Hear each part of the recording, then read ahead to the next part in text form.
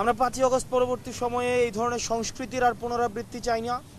যারা হচ্ছে এই গুম সার্ভাইভালের মধ্য দিয়ে গিয়েছে, যারা এখনও হচ্ছে সন্ধান পাচ্ছে না, সরকারের রাষ্ট্র একটা বায়বীয় বিষয়। আমরা এই রাষ্ট্রের উপর দায় চাপানোর মধ্য দিয়ে আমরা যারা আসলে দায়ী তাদেরকে আমরা হচ্ছে এক ধরনের আমরা তাদেরকে ইন্ডেমনিটি দেই।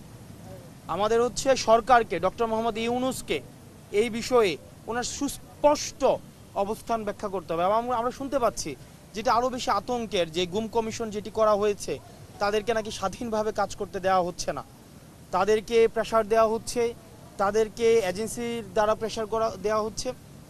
আমরা এজেন্সিগুলো বা রাষ্ট্রের প্রতিষ্ঠানগুলোর বিরুদ্ধে না, আমরা সেগুলো সংস্কার চাই। আমরা চাই এই প্রতিষ্ঠানগুলো জনমুখী হোক, জনগণের জন্য কাজ করুক, এবং যেগুলো জনগণের বিরুদ্ধে দাঁড় করিয়ে দিয়ে জনরোষের এই প্রতিষ্ঠানগুলোর মধ্যে প্রতি যে জনরোষ সৃষ্টি হয়েছিল সেটি থেকে যেন এই প্রতিষ্ঠানগুলো পরিত্রাণ পেয়ে এই প্রতিষ্ঠানগুলো যেন জনগণের জন্য এবং বাংলাদেশের জন্য কাজ করতে পারে। এবং সেটির জন্য ডক্টর মোহাম্মদ ইউনূসের সুস্পষ্ট আমাদের রুটম্যাপ, পলিসি সেগুলো হচ্ছে প্রকাশ করতে হবে। করছি, দেখছি, করা হয়েছে, কমিশন করে দিয়ে সেগুলো থেকে যদি উনি দায় নিতে চায় তাহলে সময়, কাল, জনগণ তাকে এই দায় থেকে মুক্তি দিবে কিনা। হয়তো উনি চলে যাবেন, নির্বাচন দিবেন, একটি নির্বাচন পট পরিবর্তনের মধ্য দিয়ে ক্ষমতা হস্তান্তরিত হবে, কিন্তু ইতিহাস, জনগণ, এই গুমের যারা শিকার হয়েছেন সেই ফ্যামিলিগুলো ওনাকে এই দায় থেকে কখনোই মুক্তি দিবে না। নির্বাচন তো অবশ্যই হবে, কোনো না অবশ্যই হতে হবে। নির্বাচনে আমরা অংশ নিব বা নিব না এইসব বিষয়ে কোনো কথা তো আমরা বলি নাই। আমরা বলেছি আমাদেরকে একটা বিষয় স্পষ্ট করছি, নির্বাচনের সময় নিয়ে একটা দ্বিধাদ্বন্দ্বর সৃষ্টি হয়েছে যে এনসিপিকে এভাবে ফ্রেম করা হয় যে আমরা নির্বাচন পিছাতে চাই। দেখেন, নির্বাচনের সময়টা আমাদের কাছে মুখ্য না। সেটা ফেব্রুয়ারিতে হতে পারে, সেটা প্রয়োজনে ডিসেম্বরে হতে পারে, সেটা প্রয়োজনে আরও এগিয়ে নিয়ে হতে পারে, আগামীকালও প্রয়োজনে হতে পারে, কোনো সমস্যা নেই। আমরা যেই জায়গাটায় হচ্ছে ফোকাস করতে চাচ্ছি, যেই জায়গায় দেখা যাচ্ছে যে আপনারা গণমাধ্যমকে আমি আহ্বান করব আমাদের বার্তাটার জন্য জনগণের কাছে পৌঁছে দেন। আমরা বলেছি যে নির্বাচন যদি হয় সেটির আগে কিছু শর্ত রয়েছে।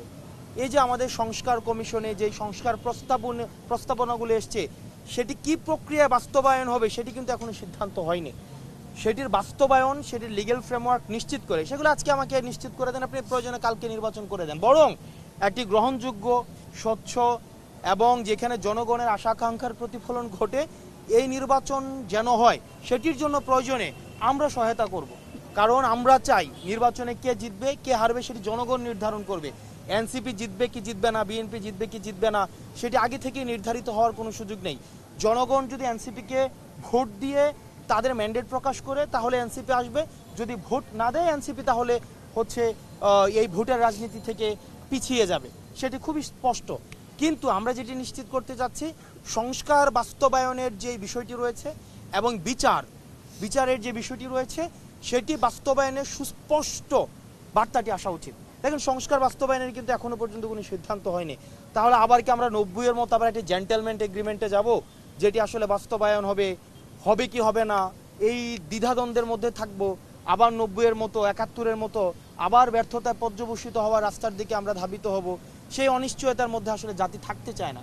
সেজন্য আমরা চাই নির্বাচন অবশ্যই হওয়া উচিত, বরং যারা নির্বাচন সময় মতো হতে চায় তাদের উচিত এই বাস্তবায়ন প্রক্রিয়া এবং বিচার প্রক্রিয়ার জন্য তারা যেন আরও বেশি জোর প্রদান করে। যদি সদিচ্ছা থাকে এবং রাজনৈতিক দলের ঐক্যমত্য সেখানে খুবই গুরুত্বপূর্ণ। রাজনৈতিক দল যদি শুধুমাত্র, আপনি দেখবেন আমরা যেভাবে গত বছরের 6ই আগস্ট 7ই আগস্ট থেকে শুধুমাত্র নির্বাচনের দিকে আমরা ফোকাস করেছি, একই সাথে যদি আমরা নির্বাচন, বিচার, সংস্কার এবং সংস্কার বাস্তবায়নের রূপরেখার প্রতি আমরা জোর প্রদান করতাম তাহলে কিন্তু সেটি বাস্তবায়ন হতো। আমরা বিষয়টি এমন না যে নির্বাচন বিমুখ, নির্বাচন পিছিয়ে দিব, নির্বাচন সেটি না। নির্বাচন একটি গণতান্ত্রিক উত্তরণের জন্য অবশ্যই নির্বাচনের কোনো বিকল্প নেই, নির্বাচন হবে, অবশ্যই হতে হবে, কিন্তু সেটির আগে আমাদের কমিটমেন্ট প্রয়োজন, বাস্তবায়নের রূপরেখা প্রয়োজন এবং সেটি লিগ্যাল ভিত্তি দিয়ে তারপরে হচ্ছে নির্বাচনটি হতে হবে। এবং সেটি যদি লিগ্যাল ভিত্তি হওয়ার পরে যদি নভেম্বরে নির্বাচন হয় ওয়েলকাম, ডিসেম্বরে নির্বাচন হলো ওয়েলকাম, ফেব্রুয়ারিতে হলো ওয়েলকাম, আমরা সেখানে সহায়তা করব।